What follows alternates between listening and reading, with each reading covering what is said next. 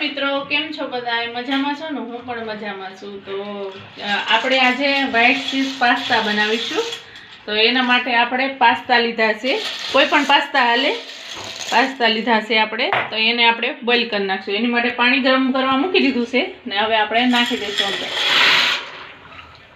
જો આપણે બનાવીને એને આપણે હવે બોઇલ થવા દઈશું.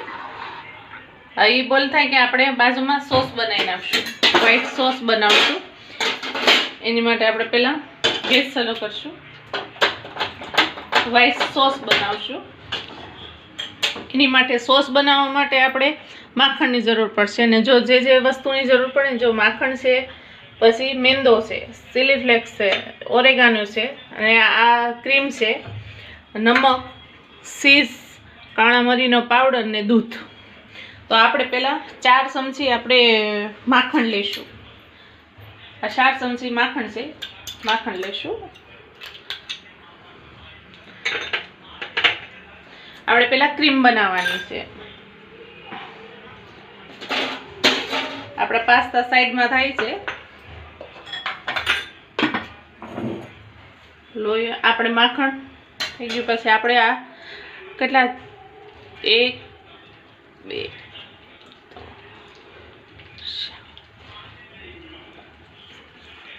આપણે 6 ચમચી મેંદો લીધો છે. હવે મેંદાને આપણે જ્યાં સુધી શેકાઈ ના જાય ને, ક્યાં સુધી ગોલ્ડન જેવો થઈ જાય ને ત્યાં સુધી આપણે શેકવાનું. માખણનું પરિમાણ થોડુંક વધારે જ લેવાનું, એટલે આપણે કોરો ક્રીમ ન લાગે, એકદમ સરસ લાગે. આપણું માખણ ને ગેસ એકદમ ધીમો જ રાખવાનો, નકર આ મેંદો બધો બળી જશે. એની માટે આપણે મેંદો છે ને એ જો એકદમ શેકાઈ ગયો છે ને એનો કલર પણ બદલી ગયો છે. હવે આપણે એમાં દૂધ નાખશું. દૂધ લીધું હતું ને, ધીમે ધીમે કરીને નાખવાનું.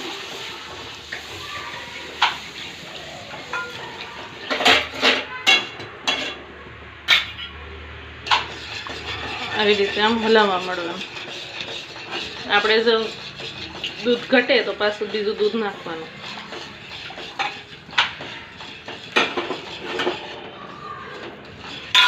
ઘડીક હલાવવાનું, ઘટ થશે.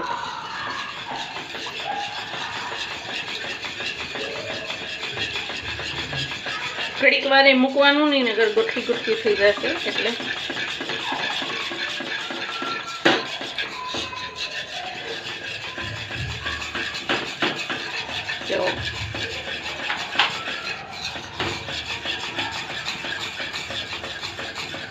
એવું લાગે કે બહુ ઘટશે, આપણે શું છે મેંદામાં ફેર હોય એટલે થોડુંક ઘટે એવું લાગે ત્યારે થોડુંક વધારે દૂધ નાખી દેવાનું.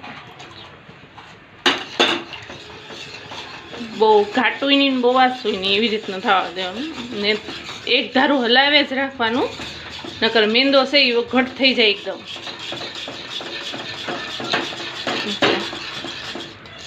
જો બધી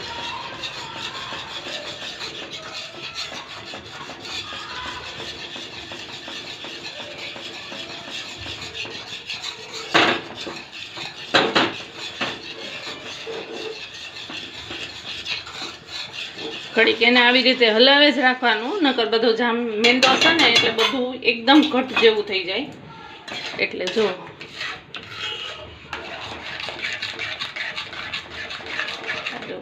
એને ઘડીક મૂકવાનું નહીં.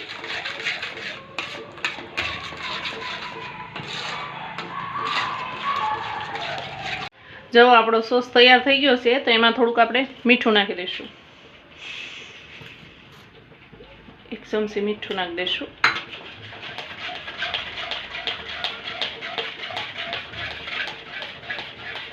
જે આપણે ક્રીમ લીધી હતી ને એ ક્રીમ નાખી દઈશું.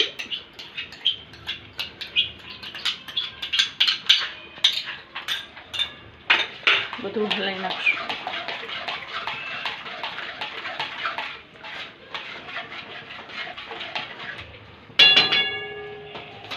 બધું ભળે એમ ન હોય તો આનાથી બિસ્કટથી એટલે બધું આમાં કરી દેવાનું. મસ્ત ક્રીમ થઈ જાય, એક ગોઠલી ન રહે. ને આપણા સાઈડમાં પાસ્તા આપણા સડી ગયા છે. કેમ ખબર પડશે સડી ગયા? એમ જુઓ, આમ લેવાનું, આમ કરો એટલે આપણે 2 ભાગ થઈ જાય છે. જો એટલે આપણે પાસ્તા સડી ગયા છે. આપણે ગેસ બંધ કરી દઈશું. આપણે ક્રીમ પૂરી ક્રીમ આપણે હલાવશું થોડી વાર.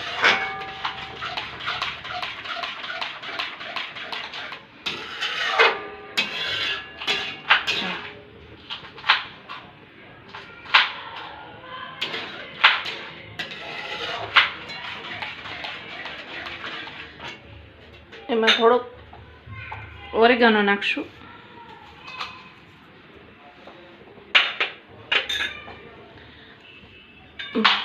અડધી ચમચી ચીલી ફ્લેક્સ નાખશું.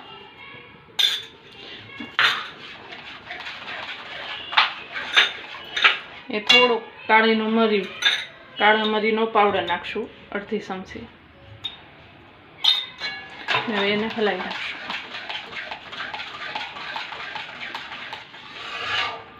આપણો સોસ જો કેવો મસ્ત લાગે છે, જોવામાં સરસ લાગે છે ને. થઈ ગયો છે. કેમ ખબર પડશે એ તમે જુઓ. આવી રીતે આપણે છે ને તવીથો ક્લીન કરીને પછી આમ કરવાનું ને જુઓ ઘટ થઈ ગયો છે ને, એવી રીતે આપણને ખબર પડશે સોસ આપણો તૈયાર છે.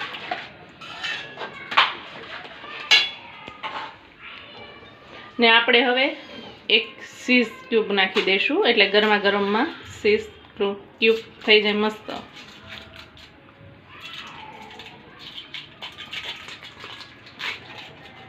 એક ક્યુબ આખી નાખી દેવાની.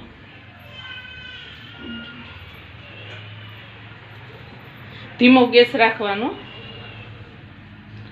આ ખમણીથી આવી રીતે આમ ક્યુબને ખમણી નાખવાની, એકદમ ક્રીમી ક્રીમી થઈ જાય.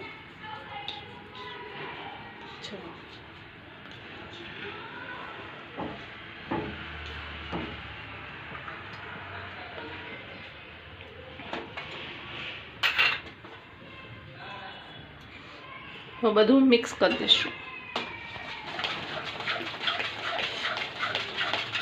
અમારી હેલી બેનનું બહુ મન થયું, એ માટે પછી અત્યારે બનાવીને કે તમને તહેવાર શેર કરી દે એ રેસીપી. તમે તમારે ઘરે બનાવો, એકવાર ટ્રાય કરો. જો રેસીપી સારી લાગે તો લાઈક શેર સબસ્ક્રાઈબ કરો. ને જોવો છો પણ સબસ્ક્રાઈબ કરો. જો આપણો સોસ થઈ ગયો છે તૈયાર. આપણે હવે ગેસ બંધ કરી દઈશું. ને હવે આપણે પાસ્તા થઈ ગયા છે તો એક કાણાવાળી જારી દઈશું. એમાં આપણે પાસ્તા નાખી દઈશું.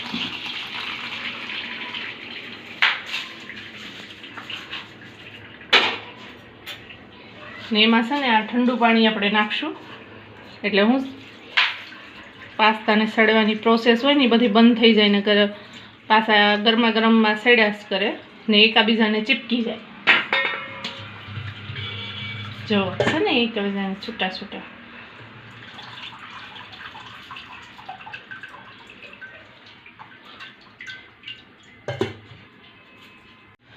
આપણે પછી જે ઓલામાં લીલા વેજીટેબલ બધા નાખવાના છે, એની માટે આપણે માખણ મૂકીશું ને. કઈ વસ્તુ નાખવાની છે હું તમને બતાવું.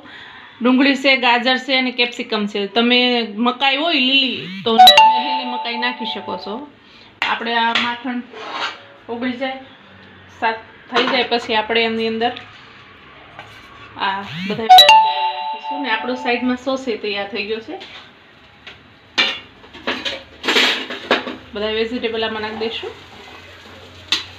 એને બહુ નથી પકાવવાના, એને કાચા પાકા થોડાક રાખવાના, એટલે એનો એનો છે ને કાચો ટેસ્ટ આવે ને એટલે બહુ મસ્ત લાગે છે. આપણે બધું હવે સાતળી નાખીશું. ધીમો ગેસ રાખવાનો, એટલે ધીમા ધીમા ગેસે આપણે હલાવવાનું.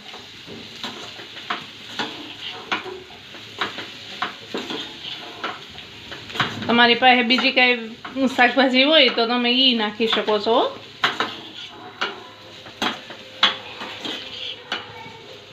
ધીમા ધીમા ગેસે આપણે હલાવશું.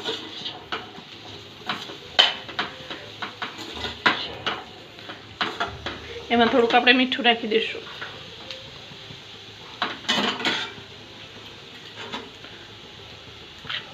આપણે સોસમાં પણ નાખ્યું છે એટલે આમાં થોડુંક ઓછું નાખીશું. 1 ચમચી જ નાખીશું.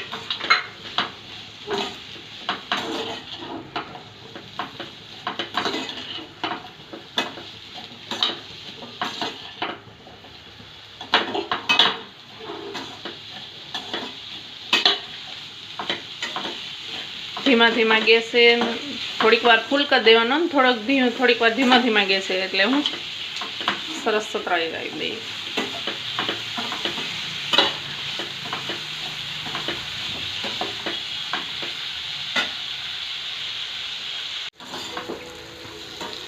આપણે શાકભાજી જો સતરાઈ ગયા છે.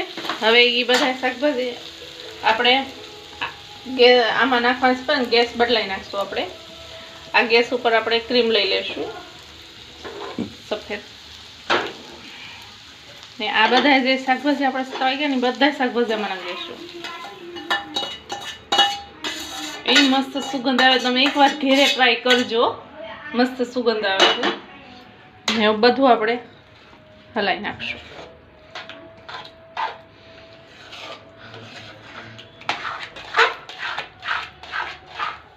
જો લાગે છે ને મસ્ત, જોવામાં સરસ લાગે. ને આ જે આપણે શાકભાજી નાખ્યા ને એના ભાગનું આપણે ચીલી ફ્લેક્સ ને ઓરેગાનો થોડાક નાખી દઈશું. 1 ચમચી ઓરેગાનો નાખશું. 1 ચમચી ને કાળા મરીનો પાવડર 1/2 ચમચી. થોડું મીઠું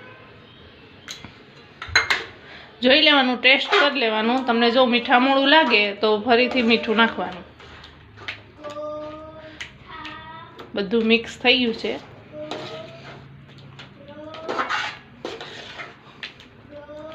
ગેસ ધીમો જ રાખવાનો, નકર બળી જાય એના માટે. હવે જે આપણા પાસ્તા છે ને તૈયાર, એ પાસ્તા નાખી દઈશું. આપણે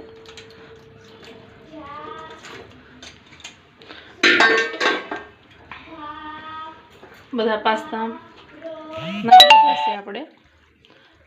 હવે બધા મિક્સ કરી દઈશું.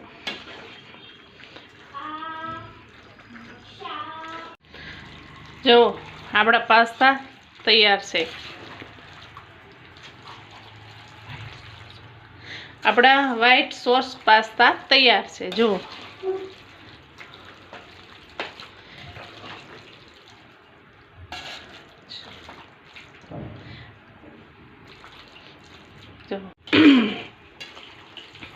આપણા પાસ્તા તૈયાર છે. જો ક્રીમી ક્રીમી બન્યા છે ને. માપ જ રાખવાનું. જો તમે વધારે બનાવવો હોય તો 7 ચમચી રાખવાનો મેંદો ને 5 થી 6 ચમચી બટર લેવાનું, એટલે બધો સોસ સરસ બને.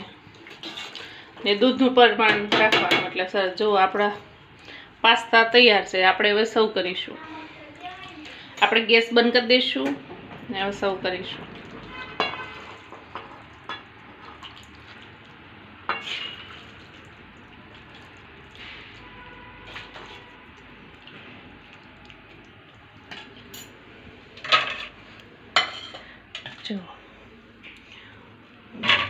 થોડુંક ઓરેગાનો નાખીશું.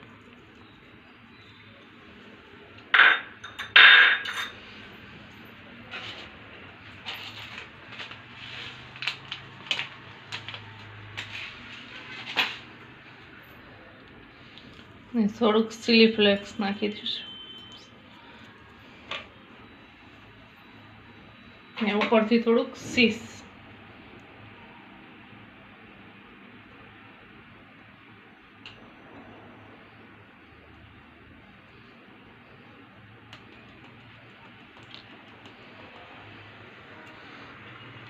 પછી થોડાક ધાણા.